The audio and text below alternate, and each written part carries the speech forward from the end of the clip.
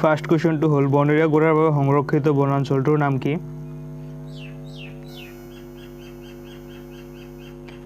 Correct এনচাৰটো হৈছে ডিব্ৰু-চৈখোৱা ৰাষ্ট্ৰীয় উদ্যান। নেক্সট কুৱেশ্যনটো হৈছে ব্ৰহ্মপুত্ৰ নদীৰ ওপৰত প্ৰথমখন দলং মুকলি কৰা হৈছিল। কাৰেক্ট এনচাৰটো হৈছে 1963 চনত। নেক্সট কুৱেশ্যনটো হৈছে অসমৰ কোনখন জিলাত সাক্ষৰতাৰ হাৰ সৰ্বনিম্ন?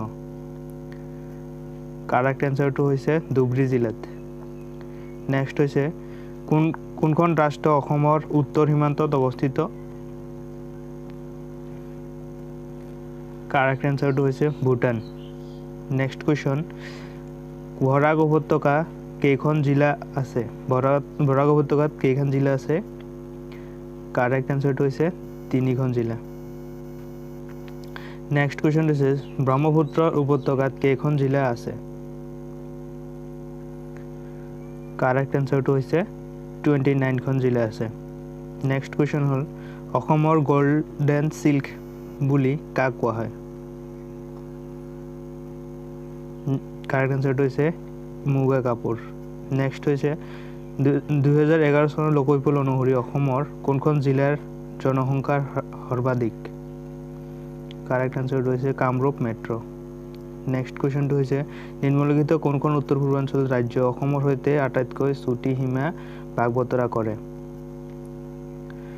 কাৰেক্ট এনচাৰটো হৈছে ত্ৰিপুৰা। নেক্সট কুৱেশ্যনটো হৈছে অসমৰ কোনখন ধৰ্মীয় স্থানক ময়ূৰ দ্বীপ বুলি জনা যায়? আমাৰ কাৰেক্ট এনচাৰটো হৈছে উমানন্দ। নেক্সট কুৱেশ্যন হ'ল অসমৰ প্ৰথম তেল শোধনাগাৰটোৰ নাম কি আছিল? কাৰেক্ট এনচাৰটো হৈছে ডিগবৈ তেল শোধনাগাৰ। নেক্সট কুৱেশ্যন হ'ল ইয়াণ্ডাবু সন্ধিৰ পাছত অসমৰ প্ৰথমজন মুখ্য ইংৰাজ শাসকৰ নাম কি আছিল? শাসকজনৰ নাম আছিল ডেভিড স্কট। নেক্সট কুৱেশ্যনটো হ'ল অসমৰ প্ৰাদেশিক কমিটি কোন চনত গঠিত হৈছিল? অসম প্ৰাদেশিক কমিটি গঠন হৈছিল 1921 চনত। নেক্সট কুৱেশ্যন হ'ল ভোগেশ্বৰ বৰুৱাই কিমান চনত স্বৰ্ণ পদক লাভ কৰিছিল? ভোগেশ্বৰ বৰুৱাই স্বৰ্ণ পদক লাভ কৰিছিল 1966 চনত।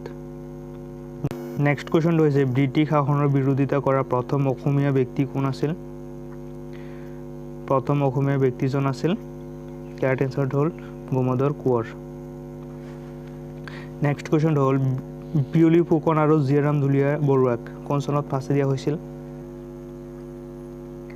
কাৰেক্ট এনচাৰটো হ'ল 1930 চনত। নেক্সট কুৱেশ্যনটো হৈছে অসমৰ কিমান শতাংশ ভূমি অৰণ্য বনাঞ্চলেৰে আগুৰি আছে? কাৰেক্ট এনচাৰটো হ'ল 34.21%। নেক্সট কুৱেশ্যনটো হৈছে অসমৰ সৰ্বমুঠ মাটিকালি কিমান আছে? অসমৰ সৰ্বমুঠ মাটিকালি হ'ল 78,438 বৰ্গ কিলোমিটাৰ। তাৰপিছত অসমৰ কেইখন জিলা আন্তঃৰাষ্ট্ৰীয় সীমাৰেখাত অৱস্থিত? কাৰেক্ট এনচাৰটো হ'ল 8খন।